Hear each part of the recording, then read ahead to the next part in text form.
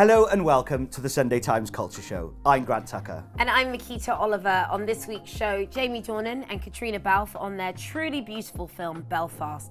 Also, Jason Isaacs, known for Harry Potter and The Death of Stalin, tells us about preparing for one of the most emotionally challenging roles in his career, a grieving father in Mass. And Monica Ali tells us about her first novel in more than a decade. It was worth the wait.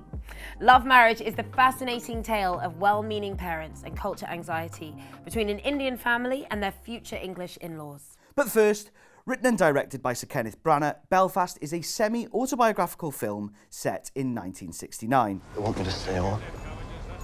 A permanent job in England. Wanting me to move into management. Some more money. There's a house that goes with it. We get it rent-free, with a chance to own it if things go well. A wee bit bigger than what we have here. A room for each of the boys. There's a wee garden too. Are you allowed to play football in that garden, Daddy? Aye, son. If I say yes, there's more money straight away. We could start getting on top of that back tax now. This family's not going to get another chance like that in this town, not now. That was the case for a lot of families in that part of the world at that time, where something that they didn't ask for had come in, something very ugly that was causing people to question whether they could continue to live where they lived. And, you know, which was the case for Ken's family that we portray, they basically had this very tough decision to make of leaving everything they know behind, the people in the streets and everyone who knows them and loves them and looks out for them, and go away somewhere where the family are going to be safer. So, you know, for much of the movie, they're, you know, battling to come to terms with that choice and essentially make that choice. How much of it is actually did take place? I think it's crazy to think, but that's exactly what it was like and how Ken remembers it, that one day you're literally playing football and playing on your normal street and everybody's getting along together, and then this riot, this sort of war comes to your front doorstep. You know, it's important to tell this story in a different way than it's been told before, maybe on screen. And we've seen the Troubles depicted in many different forms and with brilliant movies, by the way, but often in a slightly more violent lens or sectarian lens, a paramilitary lens, political lens, but never through the eyes of a 9-year-old boy at something that is probably more relatable to the everyday person, you know, which is important. And that's what's so special about this movie. It is told through the lens of a child. Brilliant Jude Hill, who plays Buddy. Do you think that adds something special to our understanding of that time in history? Well, I think it, you know, in a way, it reduces it down to its very most sort of simple but also important and easily understood forms. You know, through the eyes of a child, they're not really absorbing the nuances of the politics of the time. It is quite simple in a weird way how we could fix these things by just remembering the basic tenets of kindness, tolerance, understanding. You know, if we had more of that, maybe we wouldn't be in these positions in the world. And I understand that actually on one scene, Jude Hill actually fell asleep. Yep, that was during one of Caitriona's monologues. I think you'll find that's not accurate. I was he was reading a book on method acting the week before, and I think he'd stolen it from Jamie's trailer. It was unbelievable. Like, a fair credit to him. Like, he is meant to be asleep in the scene, and he went for it. And actually, it informed. It's a very important scene in the movie, and it informed how we played the scene, because, you know, it added an authenticity to it that we wouldn't have gotten. He was literally snoring. So Caitriona and I, you know, naturally sort of lowered our voices to like a hushed whisper to have the conversation, because the proximity of the boys there and Jude literally asleep and trying not to wake him up. So it informed the scene, which was all you can ask for, really. So it was a very well timed and, you know, important kip. Somebody else you worked with was, of course, the great dame herself, Judi Dench. What was she like to work with? And I think there was a particular scene that stuck in my mind was the Chitty Chitty Bang Bang scene. We did a series of watching movies in the cinema. We had that like half a day in that cinema sort of set up. And we were watching Chitty Chitty Bang Bang, and I went, Jesus, Judy, like, how many times have you seen this movie? And she goes, never. I said, I can't believe that. Like, who's never seen Chitty Chitty Bang Bang? She goes, well, I went to cinema when I was a kid and saw Bambi, and it was so traumatising. And then I saw Dumbo, and it was even more traumatising, and it put me off cinema for life. So she just never goes to the cinema. Like, she'd never seen anything. And I tested her on, like, massive films, and she hadn't seen any of them. I know she's seen Belfast because she sat in front of me at a screening at the BFI in London, so I know she's seen Belfast. Oh, what an astonishingly brilliant film. We liked it. We cried so much. We cried. Belfast is out in cinemas today. Now Rosamund Irwin's here to tell us what else to watch this week. Hi. Hello. So there's a historical theme running through the releases this week. First, we descend into the dark underworld of 1940s New York in Nightmare Alley. Doctor. Mr. Carlyle. What's that? Your half. That's split, 50-50. Not interested. I got what I wanted. But you should have seen him. My God. Well, I think they'll be talking about that the rest of his life. I think every time they tell it, it'll just get better and better, bigger and bigger. Toast them to your success. The problems with this aren't really in the acting. I mean, Kate Blanchett, I could watch her in anything. I love Toni Collette. The big issue for me is the pacing of the film. It's incredibly long. Yeah. And also it just feels long. And I found the pacing of the film is wrong. There was a better edit of this film and it would be a great film then. I mean, 2 hours would have been enough. Yeah, well, I'd say I'd say less 90. I'd say 90 minutes. The yeah. first hour was brilliant as the kind of circus act, and the second half turned con men. It's very strange that they stretch out the hour and a half at the end when the first hour about the circus act stuff I thought was brilliant. Yeah, and you can sort of see why they want to take the film in a slightly different direction. So he learns the art of the con, but it also is pretending to be this great mentalist who's seeing the dead and talking to people from beyond. And I can see the logic of those two things going together and how those skills talk to one another, and the Kate Blanchett character is bringing a different dimension to that, and that's all quite clever. It just goes on too long. It goes on a bit. And it does. I think it's also trying to do too many things. Next up, Munich, the Edge of War takes place in autumn 1938 as the Nazis prepare to invade Czechoslovakia. Here, diplomats and former friends Hugh and Paul discuss the deadly consequences of appeasement. Sie werden einen Deal machen. Morgen oder übermorgen. Ich weiß, das ist das Problem. Warum? Macht euren Deal und Hitler wird noch mächtiger. Wir verhindern einen Krieg. Nein, tut ihr nicht. Tut ihr nicht. Ich weiß, dass es schrecklich für die Tschechen ist, die Gebiete zu verlieren. Aber wenn ihr morgen einmarschiert, werden Zehntausende unschuldige Menschen sterben. Ja, wenn wir morgen nicht einmarschieren, dann werden bald vielleicht Millionen sterben. So I really enjoyed Munich, the book, but the tension of diplomatic meetings I felt didn't quite translate to the screen. Okay, I actually really liked this film, so I slightly disagree with you. So it's based on a Robert Harris novel, right? Robert Harris obviously is great at the kind of the sort of fictionalized history. The interesting thing from a historical point of view is that Chamberlain obviously, has been quite brutally treated by history. We tend to think of him as deeply unheroic, and then, Churchill, our great national leader, who won the war, all of that. Whereas this has a really different take on it, making Chamberlain into almost a hero, very, very well played in this. And so it's kind of odd from a historical perspective because it's so different from, what we learn in school, right? Is there enough drama to hold it? Well, I felt yes, but I think I was naturally really interested. George Mackay, apparently he sort of memorised the entire script in German for his audition. Like, he was prepared and ready. Okay, that's staggering. I actually think he's really quite good in this. It's not a very exciting role. And one thing, so I sort of did my little bit of research on him because I'd seen him in 1917 as well. And, he does have quite a sort of, I think, quite bland face. But then I noticed he's one of the people on the list to be the next Bond, which seemed a bit, which seemed a bit nuts to me.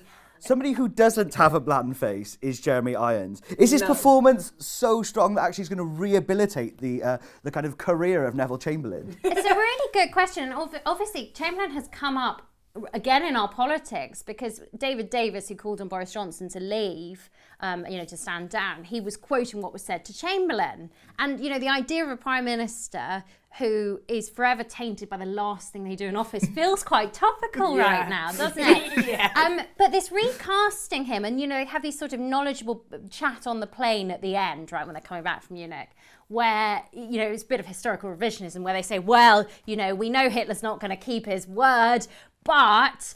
and actually, it's a very interesting portrayal of Hitler too. Worth noting that, because he doesn't look at all like how I imagine Hitler looks. But actually, he's done something very interesting, because if you play Hitler, you so often play him as a caricature, don't you? It's a horrible part to play. Whereas I think this is a really interesting version of Hitler, as much as if that's an okay thing to say. But what's really interesting on the Chamberlain front is, this sort of, I knew Hitler wasn't going to keep his word, so here we are. We've now got a year to build up all our arms again so that we go to war. I mean, is that fair historically? I don't think so. I don't think they were there to be fair, though. Yeah, so you can probably get away with it. Yeah. Thank you so much, Rosalind. Thank you for wearing the same colour as me. It's been great. Next time we'll coordinate. Totally. Coming up, Monica Ali tells me about how the characters of her latest novel, Love Marriage, came to be. She says she needs to hear all their voices in her head before she can even begin writing. But first, Jason Isaacs stars in Mass, a deeply emotional and intimate film all about the complexities of forgiveness. I'm sorry. Yeah. Just... We're not interrogating. Then what are you doing? I say that as compassionately as I can. What are we doing? There's two sets of parents that meet to have a discussion, and they both lost a child. And they've come ostensibly because the parents want something. They want to explore it. They want to heal. It's about the absolute necessity and power, grace almost, of forgiveness. I love my children. Other parents, I wasn't so different. How did I do things so differently? It makes it's very hard to trust anything anymore. I raised a murderer. We all went into a room for 2 days in which we were ostensibly meant to rehearse. We didn't read it. Anne Dowd, who plays Linda, almost immediately started telling us what was going on in her life. Very personal, quite painful and difficult thing. And it was so searingly honest and vulnerable that it kind of elicited that from all of us. And we all recognized that as actors, this was not a normal project, and we needed to completely trust each other, and we needed to be able to be emotionally very raw with each other. It's not just one thing. Then tell me more than one thing. Hey, Gail, let's not do it like this, okay? Okay. I did worry about taking the part. Didn't know if I was good enough. I didn't know if I could reach the levels of honesty that the script required. It's meant to be anywhere in America. Actually, it's anywhere in the world and any marriage, I think. Fran Krantz, the writer-director, was in the other room, deliberately chose not to be around us. My memory of that 2 weeks, I don't even remember the cameras. Of course they were in there. My memories of the other characters and the table. How can you say We're that? not denying what he did or who he became. Well, I can't help but hear you blame a not abnormal childhood. He was my son. It feels almost intrusive, and some of it is excruciating. Some of the small talk doesn't feel right because, they're all avoiding the elephant on the table. Every now and again, if you're lucky, as an actor, once in a career, for me, it's been 2 or 3 times, you're in something that's so much bigger than your own ego. So, I had no idea if it would work as a film. And that's one of the most exciting things about doing things for a first-time writer-director, and particularly doing something as unusual as this. This wouldn't have been any different if we'd had 6 months and $100 million. The film's exactly what it needs to be, I think. Mass is out in cinemas and on Sky Cinema. Now we've got a first look at Sunday's Culture magazine, which this week pitches the battle of the cookbooks. With too many chefs in the kitchen, can Delia, Nigella or even Joe Wicks take Jamie Oliver's crown? And Valdemir Januszczak asks why art and sport don't make a better match. Is it snobbery, he wonders, or have simply too few artists taken the opportunity to capture the beautiful spirit of beautiful bodies in motion? Now, Brick Lane brought fame and acclaim to Monica Ali in 2003. 17 years later, she's about to release Love Marriage, her first novel in a decade. She told me why getting to know her characters is central to her writing. what drives quite a lot of my writing is just peeling back those layers to dig underneath and really understand what makes somebody who they are and what makes somebody tick. Let's talk about Love Marriage. It's out in a few weeks, so no one knows anything about it. We have to be very careful to not tell them too much, but let's talk about the story and where it's set, what's happening in Love Marriage when we begin. So it's set in London. Yasmin is a junior doctor. She's in love with Joe, who's a fellow doctor. He's handsome, he's charming, he's rich, he's everything that you could ever want. The two families are about to come together for the first time. Now, Yasmin comes from India. She was born and brought up here, but there's still a big cultural gap between her and her fiancé's family, Harriet, who's a single mum. She's a feminist. She's written a memoir about her rather colourful sex life. So Yasmin is sort of reaching a fever pitch of anxiety as these two families are going to come together. It's heightened when there's a difference in culture, but I think actually most people can remember feeling embarrassed by their parents or their family, or having that notion that Yasmin really holds on to for quite some time, that other families are normal. The opening chapter is called Chaste, and the opening line is, in the Garami household, sex was never mentioned. Sex is the engine of the book. In plot terms, it's what drives the narrative by and large. More often than not, sex is at the heart of how they struggle with their identities or mature into them. And I knew I had to write the sex scenes, which I was dreading. Really? Because, well, so for instance, in Brick Lane, just going back to my first novel very briefly, the heroine in that, Nazneen, she's a young Bangladeshi housewife. She's a devout Muslim, and yet she has an affair with a much younger man. Now, for that portrayal of that affair, I felt it was quite in character to, at the point at which they're about to jump in bed, I could effectively close the curtain. And that was in keeping with her behind closed character. doors, exactly. You know, but with Yasmin, because the sex is so much a part of her exploration of who she is or thinks she is or could become or want to become, I knew I was going to have to meet the sex scenes head on. Totally do, Monica, you had to. I'm so pleased you did. There's no other way. But then I really enjoyed writing them. Yeah. I had fun with them. How do you decide when you're ready to write a new novel?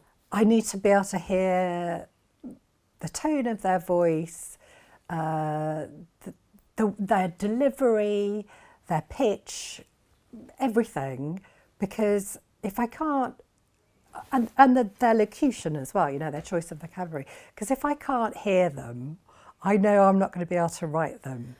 I love her. I can't wait for her to be in our lives more. I can't wait to read the book. Exactly. Thank you, Monica. Love Marriage is published on the 3rd of February. That's all we've got time for this week. We'll be back next week when we go behind the scenes at the Royal Academy's Francis Bacon exhibition, Man and Beast. Till then, goodbye. Goodbye.